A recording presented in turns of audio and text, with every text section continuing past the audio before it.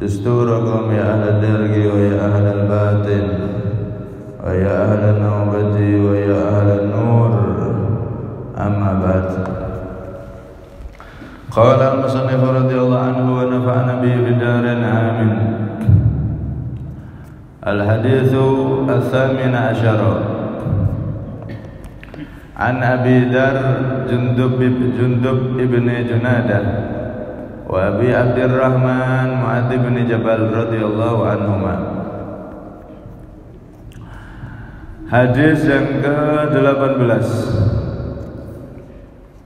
An Abi Dzarrin, dari sahabat Abi Dzar.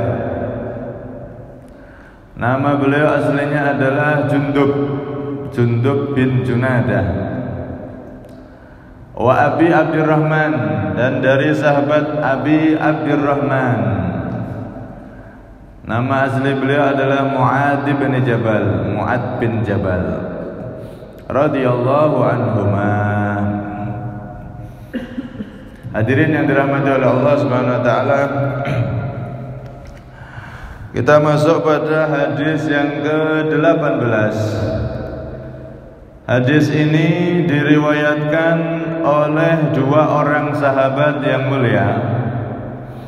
Pertama adalah sahabat Abi Dzar, Jundub bin Junadah, dan sahabat Abi Abdurrahman, yaitu sahabat Mu'adz bin Jabal. Jadi hadis ini diriwayatkan oleh dua sahabat, Abu Dzar dan Mu'adz bin Jabal radhiyallahu anhuma. Abi Dzar itu berarti ayahnya semut kecil. Dzar itu artinya semut kecil atau atom. Atom itu sesuatu yang paling kecil. Disebut Abi Dzar padahal nama beliau adalah Jundub bin Junadah. Kenapa? Karena satu, ada pendapat yang mengatakan bahwasanya beliau punya anak namanya Dzar. Akhirnya diberi nama dengan Abi Dzar. Abi Dzar berarti ayahnya Dzar. Kan ngaten nggih. Anek wong duwe anak cinten bapake Tohir misalnya, bapake sapa, itu julukan-julukan semacam ini kunyah.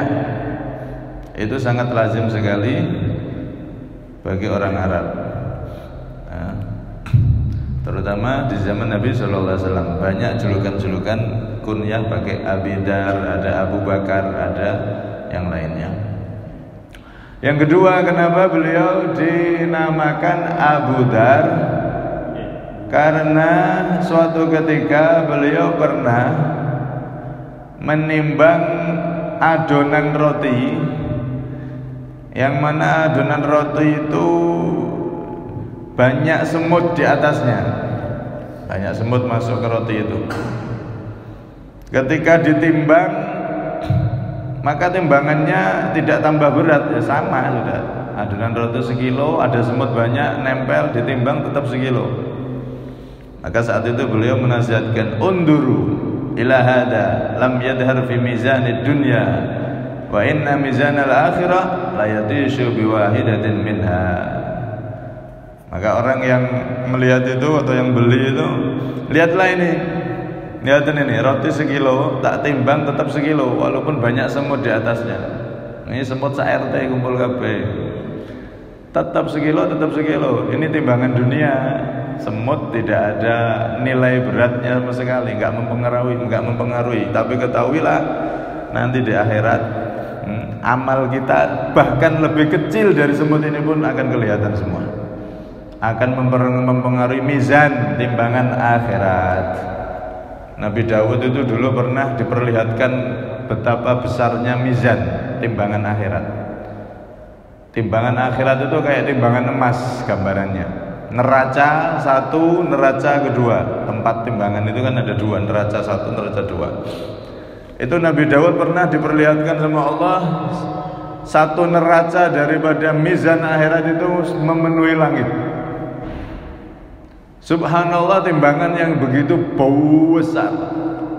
Tapi anehnya timbangan itu ada satu debu ditempelkan dimasukkan ke neraca satunya dan satunya tidak, itu langsung digeleng satu debu. Saking adilnya Allah, nanti satu debu amal baik pun akan ditimbang dan akan kelihatan. Kalau baik akan timbangannya yang kanan lebih berat, walaupun satu debu, terpaut satu debu misalnya, maka semuanya akan diperlihatkan oleh Allah Subhanahu wa taala. Faman ya'mal mithqala dzarratin khairan yarah wa man ya'mal mithqala dzarratin syarran yarah. Yang beramal seberat semut yang paling kecil, darroh, dar ini, yang amalnya baik maka nanti akan dia lihat.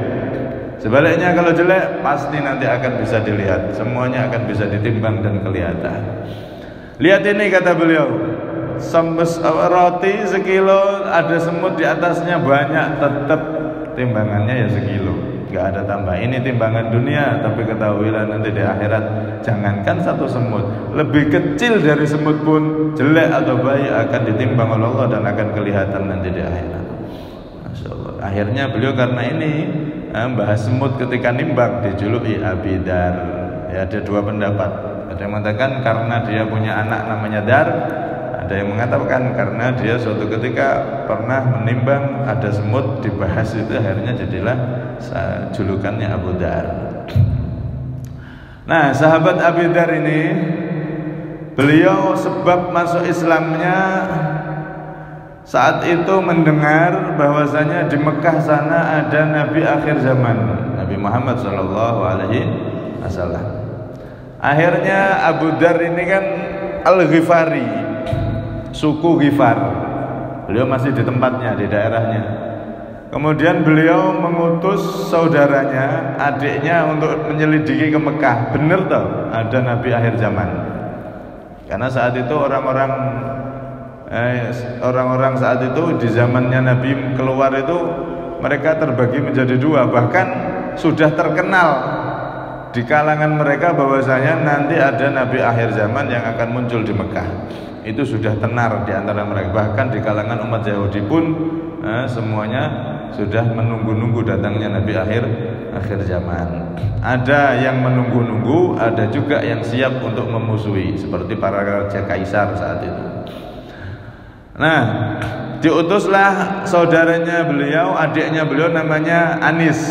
Anis ini nama laki-laki. Diutus ke Mekah untuk menyelidiki benar tidaknya munculnya Nabi akhir zaman. Akhirnya adiknya ini ke Mekah, dipastikan di sana, dilihat sampai sana ternyata benar. Kemudian dia pulang ngabari Abu Dar, wahai Abu Dar, ini saat itu ya belum dijuluki Abu Dar ya. Wahai kakakku, ini di sana benar ada Nabi akhir zaman.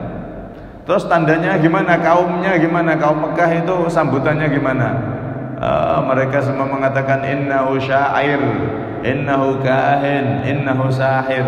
Wah, kaum kafir Quraisy Mekah, kaum kafir Mekah sana malah semuanya mengolok-olok Nabi tersebut. Dikatakan tukang syair, tukang nyanyi, tukang buat syair. Dikatakan kahin, paranormal, dukun. Dikatakan sahir, tukang sihir. Udah Nabi akhir zaman yang keluar itu mereka juluki dengan julukan seenaknya. Bahkan Majnun dijuluki orang gila sama mereka. Nah, maka Abu Dar tahu, oh ini benar sudah. Memang tanda Nabi akhir zaman ketika keluar di Mekah, nanti kaumnya sendiri akan memusuhi dia dan menjuluki dengan julukan-julukan yang tidak pantas. Innahu, kata beliau, wallahi innahu lasadiq wa innahum lakadibun. Sungguh beliau itu adalah orang yang benar, Nabi yang benar, dan sesungguhnya mereka lah orang-orang kafir itu yang dusta dan mendustakannya. Akhirnya setelah yakin tanda-tanda ini Nabi akhir zaman benar, maka beliau pun segera menuju Mekah. Setelah diselidiki adiknya tadi, beliau menuju Mekah. Sampai di Mekah, singkat cerita, beliau tanya pada penduduk Mekah, "Aina alladzi tad'unahu as-sabi'?" Mana itu orang nabi yang kalian anggap pengganti agama nenek moyang kalian? Mana itu? Aku pengen jadi pengikutnya. Kalau sekarang akhirnya orang, oh kamu macam-macam mau ikut sama dia, dihajar, malah tidak diberitahu, malah dihajar sama orang ini. Dan banyak orang-orang kafir yang di dekat situ ikut menghajar Abi Dar saat itu, sampai beliau pingsan. Bahkan beliau dilempari dengan kerikil-kerikil batu-batu, berdarah-darah beliau, hingga akhirnya beliau pingsan. Ketika pingsan dibiarkan bergeletak begitu. Kemudian saat beliau sadar, beliau mendekat ke sumur Zam-Zam dan meminum air Zam-Zam itu. Dan beliau membersihkan luka-luka beliau, darah-darah beliau sendiri, nggak ada yang bantu. Kemudian beliau berada di Masjidil Haram di dekat Ka'bah itu selama 3 hari, tidak makan kecuali hanya air Zam-Zam saja. Tidak makan, tidak apa. Karena apa? Karena pengen mencari Nabi akhir zaman, pengen ketemu, tapi belum ketemu. Tanya malah dihajar. 3 hari beliau di dekat Ka'bah, menunggu di situ, tidak makan kecuali hanya minum air Zam-Zam. Bayangin nih, 3 hari, masya Allah. Setelah 3 hari, di satu malam Rasulullah tawaf di Ka'bah. Kalau sudah malam hari kan orang kafir Quraisy tidur semua di tengah malam itu, tidur semua. Rasulullah tawaf di Ka'bah, kemudian mencium Hajar Aswad, tawaf sudah, kemudian beliau sholat. Setelah itu dilihat dari kejauhan, ini ada orang tawaf terus sholat, terus ada tanda-tanda ini orang yang sangat luar biasa, ini siapa ini? Terus dia yakin, Abi Dar yakin ini dia Nabi akhir zaman itu. Langsung dihampiri sama beliau, beliau langsung mengucapkan Assalamualaikum ya Rasulullah. Padahal belum kenalan nih, tapi sudah yakin ini Rasulullah, ini utusan Allah, ini jelas ya. Assalamualaikum ya Rasulullah, salam untukmu wahai Rasulullah. Rasulullah kaget. Kemudian Nabi pun menjawab Waalaikumsalam warahmatullah.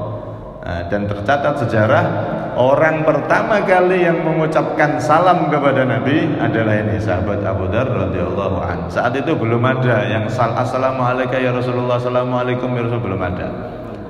Pertama kali yang salam bahkan tanpa diajari adalah Abi Dar radhiyallahu anhu kepada Nabi sallallahu alaihi wasallam di malam itu.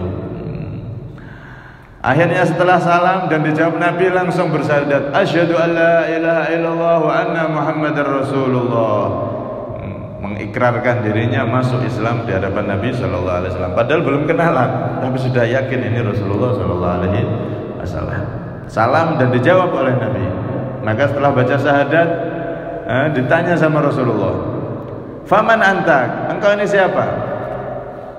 "Saya min Ghifar, saya dari suku Ghifar." Akhirnya diceritakan, tadi saya itu di sini pengen ketemu engkau wahai Rasulullah. Engkau Rasulullah, aku pengen ketemu. Tadi saya diceritakan semua. Beliau tadi dari sejak 3 hari pengen ketemu sama Nabi dan seterusnya diceritakan sama Nabi. Kemudian setelah pertemuan itu, Nabi memerintahkan beliau untuk kembali dulu ke Ghifar. Kembali dulu ke sana karena keadaan di Mekah masih belum kondusif. Di sana saat itu Nabi dan para sahabatnya masih dalam keadaan tertekan, banyak yang disiksa, banyak yang dibunuh di zaman ketika masih ada di Mekah tersebut. Akhirnya ente semua, kamu wahai Abi Dar pulang dulu, pulang, kemudian kamu dakwahkan Islam ini ke keluargamu dan ke sukumu di suku Ghifar sana. Kamu pulang dulu karena di sini keadaannya belum kondusif, belum aman, sini bahaya. Dan kamu kemarin juga sudah dihajar kan? Dan ente pulang dulu, kamu pulang dan kamu kabarkan Islam ini kepada sanak keluarga dan seluruh masyarakat di sana. Benar. Akhirnya ketika mau pulang itu, maka beliau mengatakan, minta izin sama Nabi, ya Rasulullah, saya belum lega wahai Nabi, saya pengen menunjukkan kepada penduduk Mekah ini bahwasanya saya sudah masuk Islam. Saya minta izin wahai Nabi. Maka diizinkan Nabi. Setelah itu beliau sebelum pulang mengumandangkan, beliau teriak di dekat Ka'bah itu kepada seluruh penduduk Mekah, asyhadu an la ilaha illallah wa asyhadu anna Muhammadar Rasulullah. Jadi beliau menunjukkan, aku ini yang kemarin kalian pukuli, aku sekarang sudah menjadi pengikutnya Nabi akhir zaman, Nabi Muhammad SAW, baca syahadat itu. Akhirnya orang-orang kafir Quraisy itu tuh tambah ngamuk. Oh, ini yang diajar kemarin, ini masih tidak kapok. Ayo ajar lagi, diajar beliau. Akhirnya diajar, babak belur sudah, namanya dimasa orang. Setelah itu ada Sayyidina Abbas. Sayyidina Abbas datang dan mencegah mereka. Berhenti, stop. Wa ilakum alastum ta'lamuna annahu min Ghifar wa anna tariqa tijaratikum ila Syam 'alaiha. Kalian ini menghajar dia ini orang suku Ghifar loh, hati-hati. Kalian kalau keluar Mekah mau berdagang ke keluar kota melewati daerah Ghifar. Oh, kalau ini suku orangnya kalau sampai mati kalian hajar, bahaya, kalian tidak akan bisa lewat jalan sana. Kalian tidak bisa berdagang lagi nanti. Akhirnya mereka semua berhenti. Karena tahu bahwasanya ini adalah dari suku Ghifar, diberitahu oleh Abbas, pamannya Nabi SAW. Kemudian akhirnya setelah itu beliau akhirnya pulang, mengkabarkan Islam kepada saudaranya Anis tadi, dan akhirnya Anis itu masuk Islam, dan pada ibunya juga, ibunya pun masuk Islam. Kemudian beliau di suku Ghifar itu mendakwahkan Islam sampai separuh daripada suku Ghifar semuanya masuk Islam, tinggal separuh. Nah, yang separuh ini ketika Rasulullah sudah hijrah ke Madinah, mereka semuanya yang separuh itu masuk Islam juga. Jadi sempurna 100% orang-orang Ghifar, suku Ghifar, kabilah Ghifar masuk Islam. Separuh di tangan Abu Dar dan separuh langsung di hadapan Nabi SAW. Nabi sampai seneng. Ada suku kok gampang ini diajak kebaikan, diajak masuk Islam gampang. Nabi sampai mendoakan Ghifaru ghafarallahu laha. Suku Ghifar, orang-orang Ghifar luar biasa. Semoga Allah mengampuni semuanya. Didoakan khusus sama Nabi SAW. Senang Rasulullah. Beliau ini sahabat Abu Dar ini orang yang luar biasa. Hidupnya sangat sederhana, zuhudnya luar biasa. Gak kedunian sama sekali.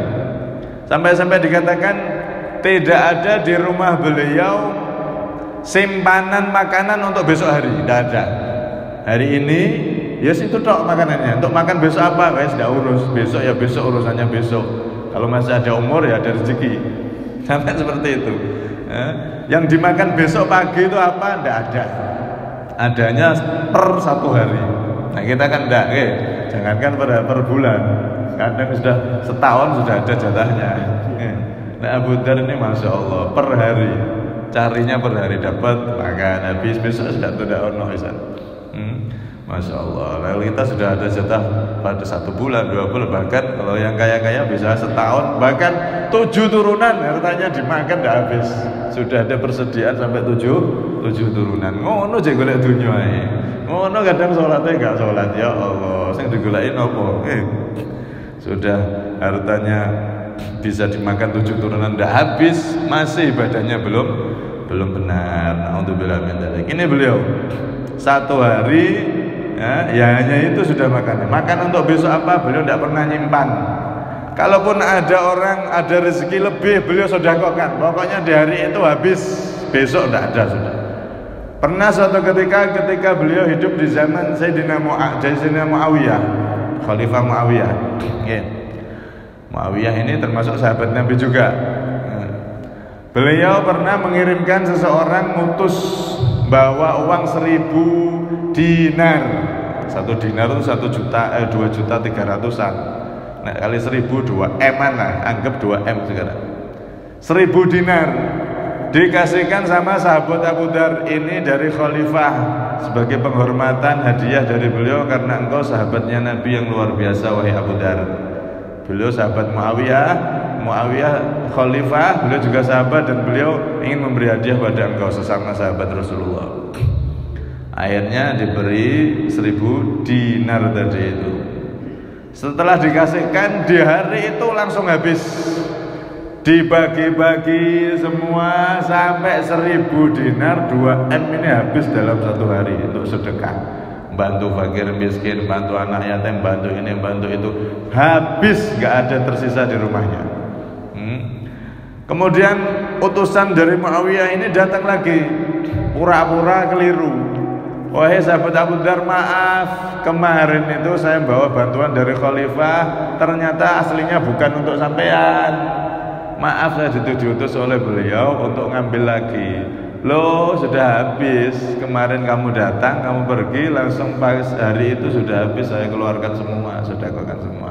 Tapi tunggu, saya kembalikan. Akhirnya sama beliau, saat itu dijanji untuk dikembalikan oleh beliau. Tapi terus akhirnya orang itu ngomong, tidak, saya cuma diutus oleh sahabat Muawiyah untuk melihat bagaimana engkau kehidupanmu sehari-hari itu, bagaimana akhlakmu dan seterusnya. Nah, ternyata beliau salah satu sahabat yang luar biasa mengikuti Rasulullah SAW. Rasulullah kan sama kayak gitu, Pak. Yang dimakan hari ini tok. Besok pagi makan apa? Enggak ada Nabi. Karena itu kadang sering Rasulullah itu lapar. Tapi sahabat-sahabat yang kaya enggak tahu kalau Rasulullah itu lapar. Di rumah enggak ada makanan. Karena memang Rasulullah seperti itu. Satu hari dimakan, sisanya semua dikeluarkan. Sampai Rasulullah pernah sehari, 2 hari tidak makan. Perut beliau diganjal dengan batu. Tapi para sahabat yang lain tidak ada yang tahu. Bagaimana Nabi belum makan, tidak ada yang tahu. Nabi kayak orang sudah nggak ada yang tahu sudah. Dikira Nabi sudah kecukupan, sudah makan dan seterusnya. Padahal saat itu Rasulullah belum makan, tidak ada yang tahu.